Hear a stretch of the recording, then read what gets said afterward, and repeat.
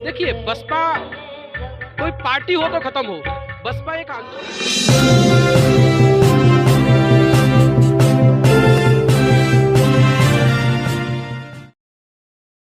प्रकार से मिशन व्यवस्था परिवर्तन का जो कार्यक्रम लगातार पुष्पेंद्र बहुजन और डॉक्टर निरंजन बहुजन जो लगातार जो कार्यक्रम चल रहा है, उसमें आज हम ग्वालियर में उनसे जुड़ गए हैं और जो लगातार उनका मिशन चल रहा है उसके ऊपर चर्चा कर लेते हैं कि जो सामाजिक व्यवस्था परिवर्तन का जो काम है, यहाँ पर आपने जो नाम लिया है मिशन व्यवस्था परिवर्तन, तो ऐसी कौन सी व्यवस्था को परिवर्तन करने का प्लान है?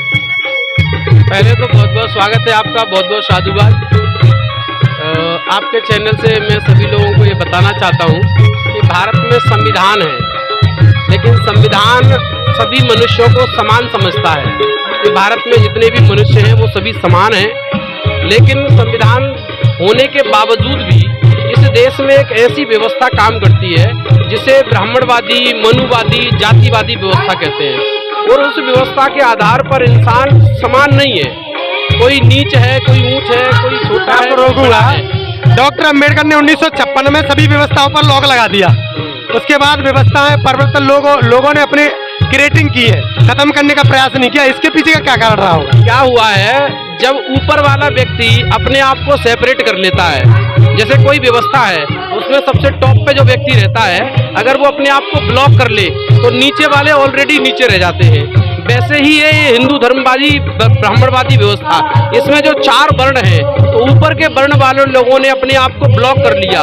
ना तो उस वर्ण में कोई शामिल हो सकता है, ना ही उस वर्ण से कोई निकलकर नीचे आता है। तो हमारा जो समाज है, जिसको हम इस देश का मूल निवासी समाज कहते हैं, बहुजन समाज कहते हैं, नागवंशी समाज कहते हैं, समण समाज के लोग कहते हैं, ये क्या है ना, इस ब्राह्मणवादी व्यवस्था ने इसको नीचे धकेला और नीचे धकेल कर इससे कहा कि आपका एक साथ बैठना, एक साथ खाना और एक साथ समारोह करना प्रतिबंधित है। तुम लोग जातियों में विभाजित हो, तुम ऊंच नीच में विभाजित हो, तो जितनी भी जातियां हैं SC, ST, OBC और माइनॉरिटी में, जो बाबा साहब ने हजारों टुकड़े थे वो 4 टुकड़ों में जिनको बांध के रखा, SC, ST, OBC और माइनॉरिटी कहा, उनमें उन्होंने क्या किया, जातीय भेद लगा दिए। ब्राह्मणवादी व्यवस्था ने कहा कि ये टुकड़े तो रहेंगे लेकिन इनमें जातीय भेद रहेंगे, बंधन रहेंगे, ये कभी जाति के बंधन को नहीं तोड़ेंगे और अगर तोड़ेंगे तो उनका धर्म भ्रष्ट हो जाएगा। तो ये हिंदू धर्म का जो वर्णवादी सिस्टम है, इसने क्या किया, हमारे लोगों में बंधन पैदा किए कि भाई आप जिस जाति के हैं उस जाति में ही बैठना शुरू करें, उसी जाति में खाना खाएं और उसी जाति के समारोह में शामिल हों। अपनी जाति को तोड़ोगे तो धर्म भ्रष्ट हो जाएगा, जबकि ये शुद्ध धर्म भ्रष्ट होने का मामला नहीं है। हिंदू धर्म शुद्ध एक राजनीति है। उसने ये राजनीति की कि अगर ये जातियों में बटे हुए लोग जातियों में बटे रहेंगे तो ये देश के कभी मालिक नहीं बन पाएंगे, ये हमेशा हमारे गुलाम बने रहेंगे। और ये इस देश के 15% मनुवादी सवर्णों की बहुत बड़ी चाल है जिसमें वो कामयाब हो रहे हैं। तो इस प्रकार से आप लगातार जो काम कर रहे हैं, अटकलें बहुत सारी आती हैं, लोग आपको अभी जाति से लोग बाहर नहीं निकल पाए और आपको अभी लोग वही सोचते हैं, तो आप जिन लोगों के बीच में जा रहे हो, वहाँ से जो आपको रिस्पॉन्स निकल के आ रहा है उससे मतलब लोग आपसे जुड़ जाएंगे, पर उसके बाद अपन क्या करने वाले? देखिए, अभी मकसद क्या है, अभी हमारा समाज है ना वो ब्राह्मणवादी व्यवस्था के बहुत खतरनाक चुंगल में है। पहले तो उस समाज को वहाँ से निकालना बहुत जरूरी है। जब तक वो वहाँ से निकलेगा नहीं, जब तक आप उसको नई व्यवस्था में नहीं ला सकते, तो पहले उसको वहाँ से निकालने के लिए जो भाईचारा हमारा टूटा है, जो मान्यवर कांसीराम साहब ने कैडर के माध्यम से बहुजन समाज की वो जातियाँ जो पछाड़ी गई हैं, पिछड़ी नहीं है। पहली बात तो लोग कहते हैं कि पिछड़ा समाज है, ये पिछड़ा नहीं है, ये पछाड़ा गया है। जब पछाड़ा गया है तो किसने पछाड़ा है ये भी पता होना चाहिए। तो ये वही 15% वनवादी हैं जिन्होंने इस देश के मूल निवासी समाज को पछाड़ा है। तो जब उनको पछाड़ा गया है और पछाड़ने से क्या हुआ है, जो पिछड़े हैं और दलित हैं वो बिछड़ गए हैं। हालांकि दलित भी एक प्रायुक्त शब्द है, बाबा साहब उसको अनुसूचित जाति अनुसूचित जनजाति कहते हैं। ये बिछड़ गए हैं, जब पछाड़े तो ये बिछड़ गए। बिछड़े हुए लोगों को एक साथ लाना और एक साथ लाकर उनका एक साथ बैठना, एक साथ खाना और एक साथ समारोह शुरू कराना। अच्छा, लोगों की एक बात आती है सामने कि पुष्पेंद्र जी लोगों को इकट्ठा करके राजनीति करने वाले, क्या? देखिए, हमारा मकसद है बहुजन समाज बनाना।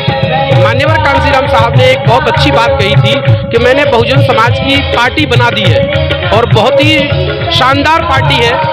जो जिसका उन्होंने निर्माण किया। लेकिन वो एक और बात कहते हैं कि मैं उतना बहुजन समाज नहीं बना पाया जितना मुझे बनाना चाहिए। अगर मैं उतना बहुजन समाज बना दूंगा तो बहुजन इस देश के राज सत्ता पर काबिज हो जाएंगे। तो जो बहुजन समाज बनाने का काम है, जो अभी रुका है किसी कारणवश, में किसी का उसमें ब्लेम भी नहीं करता। मैं कहता हूं जो 1585 का बहुजन समाज का जो कैडर था, जो कांसीराम साहब चलाते थे बंद कमरों में, नुक्कड़ सभाओं में, छोटी छोटी मीटिंगों में, तो हमने कहा कि जो काम कैडर के माध्यम से, विचारधारा के माध्यम से फैलाने का बंद हो गया है, उसको करने के लिए हम अपना पूरा जीवन लगाएंगे और उस काम को आगे बढ़ाएंगे। क्या होता है कि बुद्ध ने भी बहुजन समाज बनाया और ऊंच नीच की व्यवस्था पर प्रहार किया। साथ ही अगर फुले साहब की बात करें तो फुले साहब ने भी शिक्षा के ऊपर काम करके और उस व्यवस्था को तोड़ने का काम। डॉक्टर अंबेडकर ने भी इसी व्यवस्था को तोड़ मरोड़ा। मानवर साहब कांसीराम ने इस व्यवस्था पर चलने का प्रयास करके उन्होंने राजनीतिक स्टैंड आपके लिए खड़ा करके दिया। अब लोग अक्सर यही कहते हैं, जिस प्रकार से लोग मूवमेंट चलाते हैं और मूवमेंट में आगे चल के गति मिल जाती है, फिर एकदम से राजनीति की तरफ मुड़ जाते हैं कि आप कहीं नया पार्टी तो नहीं बनाओगे। देखिए, पहली बात तो ये जो लोग कहते हैं कि कोई भी मूवमेंट शुरू होता है वो एक स्ट्रेटजी के साथ शुरू होता है। कांसीराम साहब के अगर हम समझते हैं तो कांसीराम साहब ने सबसे पहले बामसेफ का निर्माण किया, आइडियोलॉजिकल विंग, कि इसके माध्यम से हम समाज में फुले शाहू अम्बेडकर की विचारधारा को लेकर जाएंगे। और उसी समय पर वो एक महत्वपूर्ण बात कहते हैं, अगर आपने उनका स्पीच सुना हो, संसद में वो स्पीच देते हैं और लोग उनसे कहते हैं कि महाराष्ट्र के लोग कहते हैं कि फुले शाहू अम्बेडकर की विचारधारा तो चांगली है, मतलब बहुत चंगी है, लेकिन इस विचारधारा के आधार पर सांसद और विधायक नहीं बन सकते। तो कांसीराम साहब जब उस समय पर महाराष्ट्र को छोड़कर आकर उत्तर प्रदेश में काम करना शुरू करते हैं और वो उसी विचारधारा के आधार पर विधायक बनाते हैं, सांसद बनाते हैं, और सांसद नहीं सरकारें बनाते हैं। और सरकारें बनाने के बाद जब वो लोकसभा में अपनी स्पीच देते हैं तो मान्यवर कांसीराम साहब कहते हैं कि जो लोग कहते थे मुझसे कि फुले शाहू अम्बेडकर की विचारधारा से विधायक नहीं बना जा सकता, विचारधारा बहुत अच्छी है, लेकिन मैं उनसे कहता हूँ क्या विधायक और सांसद बनना इतना ज़रूरी है? तो फिर उसके बाद वो जवाब भी देते हैं कि बोले विधायक सांसद बनना उतना जरूरी नहीं है जितना कि फुले शाहू अम्बेडकर की विचारधारा को प्रचारित प्रसारित करने के समाज को सामाजिक परिवर्तन की गति को रुकने नहीं देना, ये बहुत ज़रूरी है। और वो फिर कहते हैं कि अगर आपने ये विचारधारा को रुकने नहीं दिया, सामाजिक परिवर्तन की गति रुकने नहीं दी, तो आप विधायक भी बनोगे, सांसद भी बनोगे, मंत्री भी बनोगे और सरकारें भी बनाओगे। और ये उन्होंने करके दिखाया। वही काम धीरे धीरे कमज़ोर हुआ, तो हमें लगा कि अगर हम इस काम को फिर से करने लगते हैं तो जो उत्तर प्रदेश में करिश्मा हुआ कि 4 बार बीएसपी की सरकार बनी, बहन कुमारी मायावती जी मुख्यमंत्री बनी, तो ये मध्य प्रदेश में भी हो सकता है। अगर हम लोग उस विचारधारा को प्रचारित प्रसारित करने का काम करने लगे तो ये जरूर होगा, हमें पूरा भरोसा है। और उसी ब्राह्मणवादी व्यवस्था को बदलने के लिए, तथागत बुद्ध की मानवतावादी और कांसीराम साहब की बहुजनवादी विचारधारा को स्थापित करने के लिए हम लोग काम करते हैं। बेस्ट ऑफ बहुजन के लिए क्या कर रहे हैं? मतलब बहुजन समाज को बनाने के लिए मानवर साहब कांसीराम ने भी बनाया और लोगों ने काम भी किया। अब आने वाले समय में अब राजनीतिक जो स्टैंड है और जो खत्म हो गया है उस पर लोग बसपा के लिए, जैसे लोग कहते हैं अभी जो खत्म होने का जो प्रयास है, मतलब लोग कह रहे हैं बसपा तो खत्म हो गई, तो क्या ऐसा है? ये बिल्कुल जो मानसिक दिवालिया हो चुका है, वो लोग कहते हैं कि बसपा खत्म हो गई है। देखिए, बसपा कोई पार्टी हो तो खत्म हो, बसपा एक आंदोलन है जो मान्यवर कांसीराम साहब ने फुले शाहू अम्बेडकरी विचारधारा को लेकर शुरू किया। वो आंदोलन कभी खत्म नहीं हो सकता। वो हो सकता है थोड़ा बहुत कमजोर आए, उतार चढ़ाव आते हैं उस आंदोलन में, लेकिन वो आंदोलन कभी खत्म नहीं हो सकता। वो आंदोलन कैसा है आप समझिए, बहुजन आंदोलन बहुत विशाल है।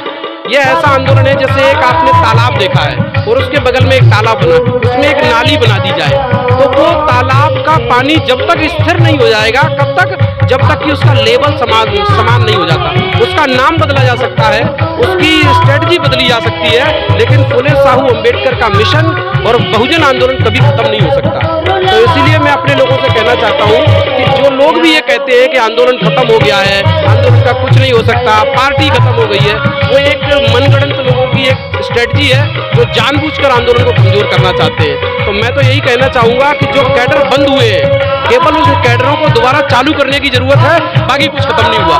बहुजन आंदोलन खड़ा है, खड़ा भी रहेगा और आगे और गति पकड़ेगा। तो बहुत बहुत धन्यवाद पुष्पेंद्र जी, आपने अपने स्टैंड के लिए क्लियर किया है, उसका धन्यवाद। चलिए, बहुत बहुत साधुवाद आपका। तो जिस प्रकार से जो लोगों की हटकलें चल रही थी, तो लोग कह रहे थे कि पुष्पेंद्र जी का जो स्टैंड था या फिर लोगों को बरगलाने का काम बता रहे हैं, या फिर और भी तमाम जो बातें चलती थी वो आज पुष्पेंद्र जी इसके जवाब दे दिए हैं। और आप इस चैनल को ज़्यादा से ज़्यादा इसको शेयर करते रहें। आप